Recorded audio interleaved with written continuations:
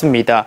우리 기업이 가장 두려워했던 시나리오는 이 미국에 수출하는 한국산 자동차와 관련 부품 등 이에 대한 관세가 부활하는 거였는데 이번 협상에서 우리나라는 이 부분을 지켜내기 위해 막판까지 노력한 것으로 전해졌습니다. 네. 대신 미국이 민감하게 생각하는 픽업 트럭에 대한 관세를 유지하는 데 동의한 것으로 알려졌습니다. 그렇다면 철강과 농업 분야 피해를 막은 대신 자동차를 내준 이런 셈인데 자동차 기업들의 타격이 좀 불가피한 게 아닌가 이런 시각이 있는데요. 사실 현재까지 국내 자동차 회사 가운데 픽업 트럭을 만들어 파는 곳은 쌍용차 외에는 없습니다. 예. 현대차는 컨셉카로 몇 가지 제품을 선보이기는 했지만 아직 출시하지는 않고 있습니다. 자동차 업계는 이번 한미 FTA 재협상에서 정부가 픽업 트럭에 대한 관세, 국내 환경 안전 기준 완화에 대한 미국 측 요구를 수용한 것으로 보고 있습니다.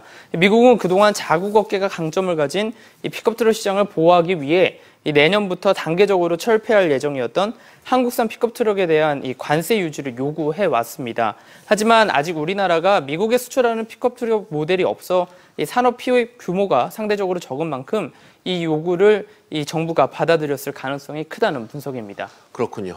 그런데 미국이 픽업 트럭을 계속해서 지키려고 했던 이유가 좀 궁금한데 이 부분을 좀 설명해 주시죠. 이 GM이나 포드 등 미국 자동차 회사들이 출시하고 있는 픽업 트럭은 나름의 경쟁력이 있습니다. 예. 이 미국 현지에서는 외국산 공세에 맞설 수 있는 차종이 바로 픽업 트럭인데요. 특히 픽업 트럭의 미국 시장 규모는 지난해 280만 대로 2016년보다 4.8% 증가하는 등 계속해서 성장세를 보이고 있습니다. 네. 토요타, 닛산 등 일본 차들 역시 픽업 트럭을 계속해서 개발해서 미국 시장 내에서 판매량을 늘리면서 시장에서 어느 정도 자리를 잡았다는 평가고요.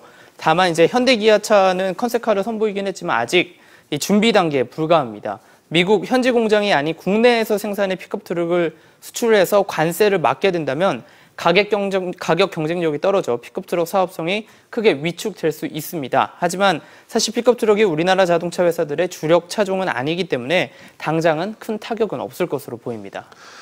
그렇군요. 산업부 우형준 기자와 한미 FTA 개정 협상 소식 전해드렸습니다.